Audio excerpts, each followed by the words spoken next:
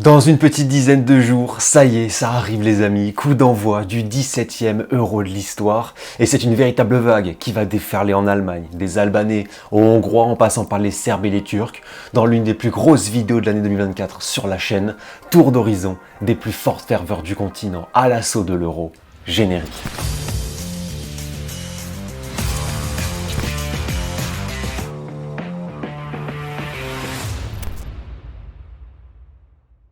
Bonjour les amis, j'espère que vous allez bien, que tout va bien pour vous. Pour ma part, ça va très bien. Bienvenue sur l'Arena, très heureux de vous retrouver pour une nouvelle vidéo. On va parler aujourd'hui des supporters, des ultras, mais aussi de certains hooligans qui seront à l'Euro, ou en tout cas dont la présence est fortement pressentie en Allemagne au moment en plus où je m'enregistre à J-10 à peu près de l'Euro. J'ai sélectionné plusieurs nationalités qu'il faudra surveiller de très près à l'Euro.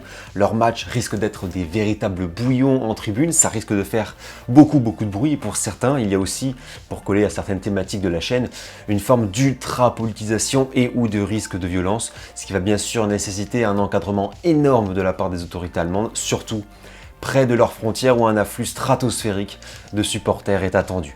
Avant qu'on commence à éplucher tout ça, comme toujours, grand besoin de votre soutien, c'est super important pour la chaîne. Certains d'entre vous regardent la chaîne sans être abonnés, alors si c'est votre cas ou si vous découvrez l'Arena, n'hésitez pas à vous abonner, à activer la cloche pour ne rien manquer, et puis bien sûr à liker et commenter pour le référencement, et puis pour partager votre avis et vos connaissances sur ce sujet qui est ultra intéressant en marge de l'Euro 2024 en Allemagne. J'ai également beaucoup de choses à vous dire, mais je vous expliquerai tout ça en fin de vidéo et puis dans les prochains jours, notamment en ce qui concerne l'organisation de la chaîne pendant l'Euro. Installez-vous bien confortablement, on est parti. Commençons dans l'ordre alphabétique par les Albanais, Shqiperia comme on dit en albanais, les Albanais qui seront dans le groupe B de cet Euro et qui pourront compter sur un soutien colossal de leur côté. En 2016, on se souvient de ces vagues rouges monstrueuses pour l'Euro en France, à Lyon contre la Roumanie, à Lens contre la Suisse, puis avec ce tifo, et puis bien sûr contre la France au Vélodrome où pas moins de 20 000 Albanais avaient garni l'enceinte marseillaise. C'est seulement le deuxième Euro de l'histoire de l'Albanie, donc l'attente est bien évidemment énorme, et ça va se dérouler en plus en Allemagne, où il y a une très grosse communauté albanaise, environ 500 000 sont soit albanais, soit binationaux. C'est une énorme proportion et ça a forcément joué dans la ferveur des matchs de la sélection rouge et noir. Il faut ajouter à cela depuis 2003 la présence d'un groupe ultra de la sélection, le groupe ultra Tifozat Kukesi, TKZ, Tifozat ça veut dire fan et Kukesi ça veut dire rouge et noir, donc littéralement ce sont les fans rouge et noir. C'est un groupe assez bruyant et puis dans leur nouveau stade national à Tirana qui a été construit il y a quelques années, ils occupent désormais une place centrale très proche du terrain, très impactant, énorme ferveur dans ce petit chaudron. Et puis des actions concrètes, des tifos, très présents en déplacement aussi, où ils étaient 2000 pour soutenir la sélection en Moldavie et célébrer la qualification. En 2016 déjà, ils étaient présents en France, avaient organisé, orchestré le supporterisme albanais. J'ai pas de chiffres précis, mais ça reste un petit noyau, mais capable de fédérer. Ça marche souvent comme ça avec les ultras de sélection. Mais on a de très belles images des Tifozat Kukesi en cortège. Si on colle aux autres thématiques de la chaîne, en termes de politisation et d'idéologie, c'est un groupe très adepte du nationalisme et de l'identitaire albanais. Le terme rouge et noir Kukesi est une appellation très connue en Albanie. Et parfois, elle renvoie à l'imaginaire nationaliste albanais de l'Albanie ethnique, c'est-à-dire tous les territoires à population albanaise des Balkans regroupés dans un État. D'ailleurs, les TKZ ont plusieurs membres issus de clubs de région qui parlent albanais, que ce soit en Macédoine du Nord ou au Kosovo.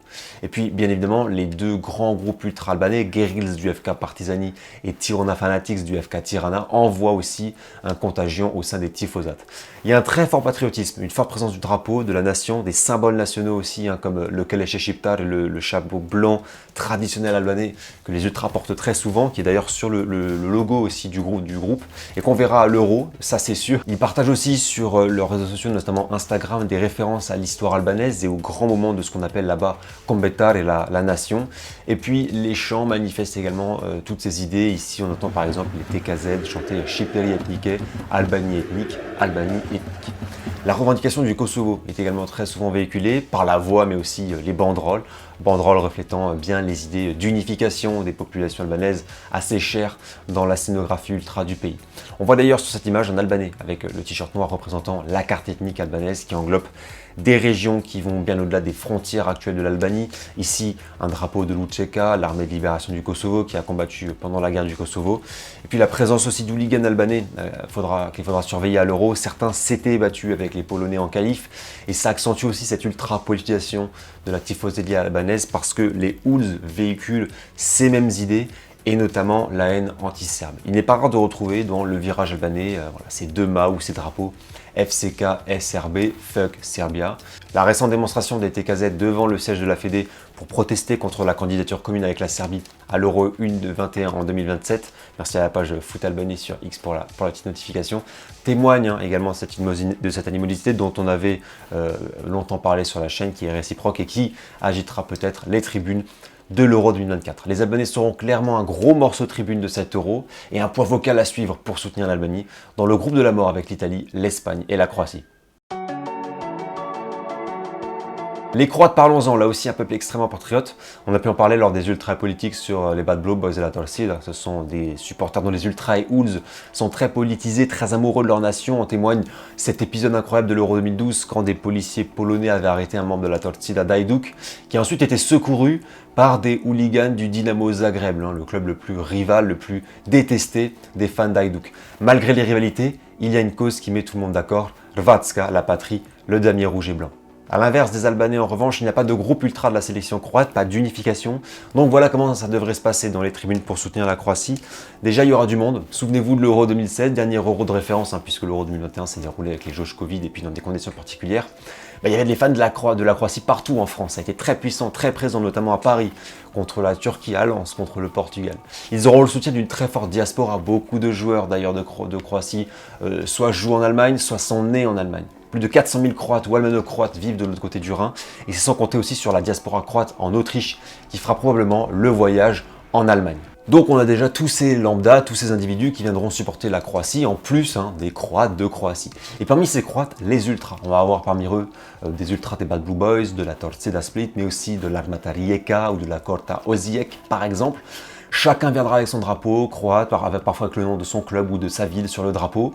En tout cas, on aura une petite présence ultra pour la Croatie partagée entre ces divers groupes, ce qui n'était pas forcément gagné puisque la Torcida, en conflit avec la HNS, la fédération, a boycotté la sélection ces dernières années, mais s'est vu allouer une petite centaine de places par match. Ce sera, quoi qu'il arrive, des supporters à suivre. Il y a souvent eu des heurts importants en marge ou pendant des matchs de la Croatie, notamment à l'Euro 2016, parfois destinés à mettre à mal la fédération, qui n'est pas en odeur de sainteté dans les tribunes croates. Enfin, dans les Balkans, c'est un peu comme une mesure, j'ai envie de dire. Et donc, à surveiller parce que le risque hooligan est présent, pas forcément entre les nations du groupe B, mais il suffit de croiser des Serbes dans les transports ou parfois des ultras rivaux ou non pour que la situation s'envenime. En tout cas, comme toujours, la Croatie, ce sera chaud et ça promet des scènes assez dingues dans les stades allemands. Alors pour eux, l'Euro, ça va être le moment le plus important de leur histoire. Les Géorgiens vont disputer en Allemagne leur première compétition majeure et ils pourront là aussi compter sur un soutien énorme. Ils vont affluer, ces Géorgiens, notamment emmenés par les Komagebi, les ultras de la sélection géorgienne apparus en 2010. Un petit groupe dont certains ne sont que ultras de la sélection nationale, qui occupe dans le stade de Tbilissi une sorte de quart de virage, mais un groupe là aussi qui a activement participé au développement du supporterisme géorgien, qui suit la sélection dans divers sports comme le hand, et un groupe là aussi politique. Mais avant d'aborder ce point, de très belles images visibles sur leur Insta, notamment ce tifo avant le barrage contre le Luxembourg avec l'Allemagne en vue, les jumelles sur les 3 villes hautes, la Géorgie les verra bien, ces villes hautes. Franchement, ça fait du bruit. Il y a eu des magnifiques images de cortège, bon, il y en a tous les matchs, mais ceux contre le Luxembourg et la Grèce ont procuré beaucoup d'émotions et ont rassemblé énormément de monde. Je trouve ça beau que l'Euro puisse donner de belles histoires à des supporters qui n'ont pas forcément la chance de vivre des grands moments de football et qui ont parfois souffert dans l'histoire. Les ultras géorgiens de clubs, mais aussi les Komagebi, partagent et chantent souvent des rhétoriques anti-russes liées notamment aux guerres de 2008 et aux républiques séparatistes d'Ossétie du Sud et d'Abkhazie. Joueurs, staff et supporters ont chanté le soir de la qualification pour ces républiques que la Géorgie revendique et qu'elle considère comme occupées illégalement par Moscou, ce qui alimente d'ailleurs un très fort soutien de la société civile et des tribunes géorgiennes à l'Ukraine depuis février 2022. C'est un vrai point de tension, très actuel, très saillant dans la vie politique géorgienne. Si vous suivez l'actualité internationale, ça a énormément bardé en Géorgie dernièrement avec une loi controversée qui a été votée au Parlement. L'euro sera clairement une caisse de résonance politique pour eux. On aura les chants, l'Abkhazie c'est la Géorgie, l'Ossétie du Sud c'est la Géorgie, qu'on entend depuis des années, mais qu'on va avoir la possibilité d'entendre de façon beaucoup plus médiatisée. C'est un dossier à regarder, on suivra ça sur mes réseaux X et Insta, tous les liens sont dans la description. Mais voilà, une nation footballistiquement qui va vivre un très très grand moment, qui va pouvoir compter sur une euphorie totale. Et c'est déjà une réussite pour Sagnol d'avoir emmené la Géorgie en Allemagne. Le reste, ce sera du bonus, ce sera bon pour le futur. Très hâte de voir la Géorgie jouer, de voir Kvara, Mikotadze et consorts, et de voir aussi la performance des Komagebi en tribune avec leurs milliers de drapeaux. Là aussi, un très très fort patriotisme, mais avec des moyens modestes. Ça reste un petit groupe, mais il sera vraiment le +1 de cette sélection. Eux, on les connaît un petit peu sur la chaîne, les Hongrois. Je ne vais pas trop m'attarder dessus parce que j'ai réalisé il y a 2 mois à peu près un ultra politique complet sur le groupe chef de file de la Hongrie, le groupe de la Carpathian Brigade, la Brigade des Carpates qui va déferler en Allemagne pour soutenir Magyarország, la Hongrie. Si vous voulez en savoir plus et puis vraiment connaître en détail la mobilisation et la politisation de ces supporters, il faut aller voir l'épisode. Depuis 2009, la Brigade des Carpates poursuit et accompagne la Hongrie dans ses matchs, pas que le foot, mais surtout le foot, et ça offre des images très impressionnantes. Je le rappelle quand même pour le contexte, mais la Brigade des Carpates, c'est une union d'ultra de clubs hongrois qui mettent de côté leur rivalité pour soutenir leur nation derrière un drapeau avec un dress code assez simple, t-shirt noir, et ils guident l'ensemble du virage hongrois. L'Euro 2021 et les quelques matchs à Budapest ont montré le poids de ces ultras et le cortège monumental qu'ils étaient capables de créer avant d'aller au stade.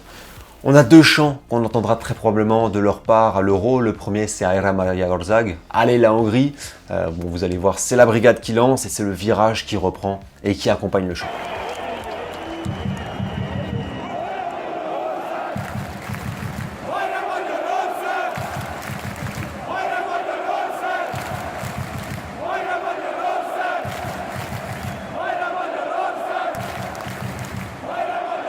C'est bruyant, vous aurez peut-être reconnu d'ailleurs le Parc OL, c'était pendant l'Euro 2016 à Lyon contre le Portugal.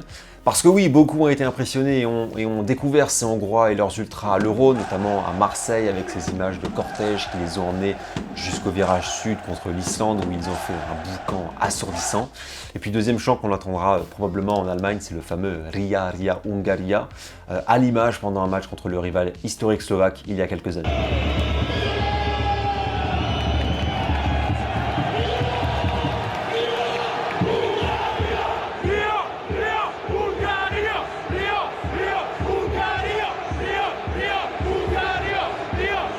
Quand tu es joueur et quand tu entends ça sur le terrain, ça fait du bruit, ça galvanise véritablement. Et il y a une vraie osmose entre le public hongrois et la sélection, beaucoup de célébrations avec le virage ou le parquage en déplacement, l'hymne national chanté main sur le cœur à la fin du match. Grosse prédominance du nationalisme chez les Magyars parce que, et pour finir sur les Hongrois, il y a des messages politiques dans la Brigade des Carpates. C'est un groupe très proche du Fidesz de Viktor Orban, très proche de l'irrédentisme hongrois, c'est-à-dire que voilà, des territoires et des régions qui appartiendraient à la Hongrie ne sont pas dans le territoire hongrois, et donc il y a l'idée de miroiter une forme de très grande Hongrie, ce qui ne plaît pas aux voisins hongrois. Et puis le football pour Orban, ça a été depuis des années un moyen de créer un vrai narratif nationaliste. En témoigne son écharpe de la Grande Hongrie, qui n'existe plus aujourd'hui et qu'on avait vu en marge d'un match de football. Pour comprendre tout ça, vous avez du contexte et une analyse plus complète en détaillé sur l'ultra politique de la Brigade des Carpates. N'hésitez pas à aller voir l'épisode. Nous poursuivons avec un des adversaires de l'équipe de France, avec les Polonais, Polska. Malgré une route semée d'embûches et un collectif qui ne convainc pas forcément, la Pologne sera bien à l'Euro 2024 pour un 5e Euro de suite. Comme le souligne justement le compte Piłka Nożna sur X, je vous mettrai sa page en description, on a une forme de dualité qui est présente avec les supporters polonais. D'un côté, il y a un public beaucoup plus familial pour la sélection, plus d'enfants et de femmes que pour les clubs. Il n'y a pas non plus d'ultra officiellement de la sélection nationale. Mais de l'autre, il y aura peut-être des hooligans polonais qui seront dans le tas pour faire le déplacement. On le sait, un peu ironique de dire ça, mais pour les Polonais, aller en Allemagne pour soutenir son pays, ça va se faire de gaieté de cœur. Et donc, il est tout à fait probable que dans le tas, on ait certains hools polonais, peut-être plus à l'extérieur du stade qu'à l'intérieur des enceintes, ce sera à suivre, mais la presse allemande, notamment, a déjà écrit 2-3 articles pour dire attention, on pourrait avoir des hooligans polonais qui seraient là en Allemagne.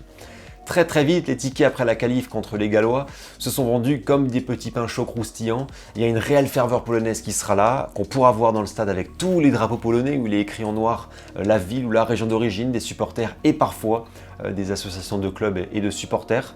Donc globalement, je pense que ce qu'il faut retenir, c'est qu'il n'y a pas un groupe ultra de la sélection, comme pour la Croatie, en fait, on aura des groupes ci et là, pas avec une bâche unique, et aussi un public pour la sélection plus familiale que ce qu'on peut trouver en championnat polonais. En revanche, présence aussi attendue, on l'a dit, 12, ça risque de beaucoup voyager du côté de la frontière, ce sera à surveiller.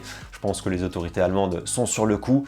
L'Allemagne, c'est un pays voisin, c'est pour les Polonais une très belle occasion de se faire entendre, de se mobiliser et de faire du bruit. On passe aux Roumains, mais ce n'est pas moi qui vais m'en charger. Je laisse la main à un spécialiste, je laisse la main à Alexandre Lazare, journaliste pour SoFoot, fondateur du média Foot Roumain sur Twitter et Instagram et proche de la culture ultra-roumaine, pour vous parler du supporterisme roumain à l'Euro 2024 et des Unities Sub Tricolor, le groupe ultra de la sélection. Oui, alors Valentin, pour bien planter le décor, déjà, il faut comprendre une chose, c'est que l'équipe nationale de Roumanie bénéficie d'un soutien rare à l'échelle européenne. J'entends par là qu'il y a très peu de sélections qui peuvent se targuer du soutien massif d'Ultra de manière organisée. À ce niveau de dévotion, on peut citer la Bosnie avec les BH Fanatikos et aussi évidemment l'éternel rival ennemi hongrois, comme vous voulez. Au-delà de ça, rien de très organisé. Du coup, à domicile comme à l'extérieur, pour la Roumanie, la présence est massive. Le dress code est simple, vous en avez l'habitude maintenant. C'est full black, évidemment, cortège en rang serré, les drapeaux qui sont bâchés, les drapeaux du pays, avec évidemment marqué au milieu la ville de provenance, que ce soit Vaslui, Timișoara, Arad, bref, il y en a des tas. Il y a aussi forcément les calicots de groupe. Au-delà de ça, vous vous souvenez déjà les avoir vus à l'Euro 2016 contre la France, contre la Suisse, à Paris donc notamment. Mais alors vous allez me dire, qui sont-ils plus précisément? Alors ils sont plusieurs groupes. On peut citer tout d'abord Unities Sub Tricolor, où c'était littéralement unis derrière le drapeau. C'est le plus gros et le principal groupe actif depuis 2013 et un déplacement en Andorre. Il y a également le précurseur Honoret Patria qui a été fondé en 2003. Aussi Camarazi, Ultras Românie et Dulce Românie, voilà, tous ces groupes sont unis par un même idéal et en leur sein des ultras qui proviennent de différents groupes du pays, que ce soit issus de petits comme de clubs plus importants, peu importe, c'est vraiment tout pour le pays, tout pour la nation, tout pour l'équipe nationale. Forcément, beaucoup de ces membres aussi proviennent de la diaspora. Comme vous le savez, il existe une deuxième Roumanie hors de nos frontières et ce n'est pas usurpé que d'y faire référence. Ces groupes-là, avec évidemment leur section diaspora, participent régulièrement à des actions, parfois politiques même. Je veux dire, quand il s'agit de commémorer les martyrs de la révolution roumaine de 1989, ils sont là, ils sont en première ligne. Ils font plus que le gouvernement par exemple. Évidemment, il y a aussi eu récemment la commémoration des 100 ans du traité de Trianon qui a rendu la Transylvanie à la Roumanie. Voilà, et qui encore aujourd'hui fait très mal à la Hongrie. On peut également citer les sections de clubs comme Ploiești România, voilà, les ultras de Petrolu, ou encore les ultras de Steaua, de Dynamo qui représentent leur pelouse et les virages respectifs. En revanche, la présence des ultras à l'Euro 2024 sera moins massive qu'à l'accoutumée en raison du système de vente de billets, parce que la fédération, la FRF, a eu évidemment la très bonne idée de ne pas donner d'accès anticipé, ou d'organiser même de ventes privées aux supporters les plus fidèles. Du coup, les ultras ont pu faire l'acquisition de billets, mais avec un fort surcoût. Ils seront présents à Munich, à Cologne, à Francfort. On ne sait pas pour l'instant combien ils seront. Ils assureront évidemment le fond sonore. Un fond sonore qui ressemblera peu ou prou à ça. Alex Mergoriunde, Nlume, Kutine. Et à ce titre, le match contre la Slovaquie sera très intéressant en tribune. Il y aura peut-être une action commune entre les supporters ultra roumains et les lads du Slovan ou de Trnava avec qui ils ont eu des contacts par le passé. L'ennemi commun étant évidemment l'irrédentisme et le négationnisme magyar, dont la KPFN Brigade est évidemment le porte-parole. Tout est dans le nom, hein. Brigade des Carpates, c'est évidemment de la provoque. La Hongrie n'a aucun lien direct avec les Carpates, contrairement à la Roumanie et à la Slovaquie. Les Carpates pour la Roumanie et la Slovaquie, vous le savez très bien, c'est profondément lié au patrimoine, pas qu'à la géographie. C'est une partie tout simplement constituante de leur identité. Au-delà de ça, bien, on a une Hongrie qui rêve encore du Felvidek slovaque, de l'Ardeal de la Transylvanie, qui a pied-à-terre avec les irrédentistes de l'autoproclamé pays sicule au centre de la Roumanie. Il y a donc un vrai problème qui persiste avec ses voisins, encore frustrés par les traités de paix. Merci à toi Alex, vous retrouverez les pages de son média Foot Roumain en description ainsi que l'ouvrage pour lequel il a participé à l'ombre du Big Five, les nations perdues du football, un livre ultra intéressant. Et pour revenir sur ses propos, on le voit, toute cette ferveur roumaine, toute l'importance de la nation et la proximité qui s'y dégage, l'exemple avec Stanciu est parlant, là aussi les Roumains très attendus à l'Euro 2004 et à surveiller en tribune. On a parlé des Croates, on a parlé des Albanais, il faut aussi parler des Serbes. Alors les Serbes, on est là aussi sur un public absolument unique, on a parlé plusieurs fois de la chaîne sur de la culture ultra serbe, c'est assez fantastique. Alors de ce que j'ai pu comprendre de mes échanges avec la page Futbalski Ram, référence du foot serbe sur X, il n'y aura vraisemblablement pas de déplacement des gros groupes de supporters comme les Delije ou les Grobari à prévoir. D'abord, et même malgré leur ultra-patriotisme, ça n'a jamais été dans leur tradition de suivre la sélection. Et ensuite, parce qu'ils sont très engagés contre la fédération, eux aussi, vraiment une constante dans les Balkans. Donc s'il y a des déplacements, ce ne sera pas dans un cadre officiel, peut-être de façon individuelle ou en tout cas sans présence revendiquée. En revanche, peut-être des supporters de groupes plus petits, notamment les supporters de Zemun et de Banja Luka qui suivent très souvent la sélection serbe. Et puis, il y a quand même deux gros atouts majeurs pour le supporterisme serbe. D'abord, il y a des antennes allemandes, des Delije et des Grobari, comme ici à l'image les Grobari Stuttgart, qui ont un très gros réseau dans leur nébuleuse. Donc eux feront peut-être le déplacement, ou alors en tout cas seront dans les cortèges et les abords du stade pour faire monter la ferveur des Serbski. Et puis, bien sûr, point non négligeable de la diaspora serbe en Allemagne, très importante, elle aussi, et qui va jouer dans l'invasion à prévoir des Serbes pour au moins leurs 3 matchs de poule contre l'Angleterre, le Danemark et la Slovénie. Enfin, qui dit euro, dit médiatisation, dit patriotisme et politique, dit message politique. Ce qu'on avait vu lors du mondial 2022, le Nema plaidailler, pas de capitulation concernant le Kosovo, sera à mon avis visible une fois de plus en Allemagne. On le voit dans le football serbe, et pas que le football serbe tous les week-ends, on entend les tribunes chanter, que ce soit en foot ou en basket, crier et se répondre Kosovo, Serbia. Ça paraît évident qu'on aura ce genre de manifestation dans quelques jours à l'Euro et ça traduira vraiment encore les tensions qui existent dans les Balkans et je ne suis pas sûr que le football soit le meilleur ingrédient pour calmer tout ça. En tout cas, voilà ce qu'on pouvait dire sur les Serbes, que personnellement, j'ai très hâte de voir dans la compétition, de voir animer le stade, mais aussi très hâte de voir la banda Tadic et Vlahovic sur le terrain pour cet Euro. Je le rappelle, une première de l'histoire de la Serbie indépendante. On termine enfin par les Turcs. Alors les Turcs ont une spécificité qui est assez importante. Et là, je parle bien des Turcs qui vivent en Turquie. C'est les seuls qui ont besoin d'un visa pour faire le déplacement en Allemagne et supporter leur équipe. Étant ni membre de l'UE, ni membre de l'espace Schengen, ils ont besoin de visa. Même si on fait abstraction des Turcs de Turquie et si on partait du principe qu'aucun ne vient, ce qui ne sera pas le cas, ça ne changerait rien au fait que ce sera un euro à la maison pour la Turquie. 4 millions de Turcs et d'Almano-Turcs sont présents sur le territoire national allemand. C'est de loin la plus grosse communauté étrangère du pays et c'est bien sûr une équipe qui évoluera devant un public conquis. On se souvient du match amical Allemagne-Turquie à Berlin il y a quelques mois, donc il s'est joué en Allemagne, mais l'Allemagne était littéralement à l'extérieur. Écoutez les réactions du public sur les buts, c'est absolument hallucinant. C'est un public sulfureux, on connaît la ferveur turque, on sait de quoi sont faits ces matchs. Il n'y a pas de groupe ultra pour la sélection turque, mais les Turquie et Turquie descendront massivement des travées. L'hymne sera aussi un moment très fort de communion nationale. Les Turcs sont aussi très patriotes. Alors attention pour eux, très clairement, ils vont avoir une pression de dingue. Cette pression, elle peut inhiber. C'est une équipe qui est attendue et en plus, ils vont jouer à domicile. Il faudra éviter ce piège-là, mais ce sera en tout cas l'union nationale entre fans du Galata, de Fener ou de Beşiktaş pour tenter de faire un Euro historique. Allez, quelques mentions spéciales pour finir, bien évidemment. Les Anglais, bien sûr, nos English, qui sont toujours très friands de ce genre de compétition. Alors encore plus quand ils sont annoncés comme très grands favoris. Bon, ça va énormément se déplacer. La bière va couler par hectolitre à la minute. Ça va chanter les It's Coming Home, à mon avis. Les Sweet Caroline aussi. Bon, enfin voilà, on l'espère de façon bon enfant. Mais l'histoire hooligan anglaise leur a collé une réputation très souvent d'ennemis à abattre. C'était le cas des Russes à Marseille en 2016, on en avait parlé, qui voulaient donner une leçon aux Anglais, je cite. À surveiller donc, mention spéciale aux Écossais, bien évidemment, un hymne écossais dans un stade de foot.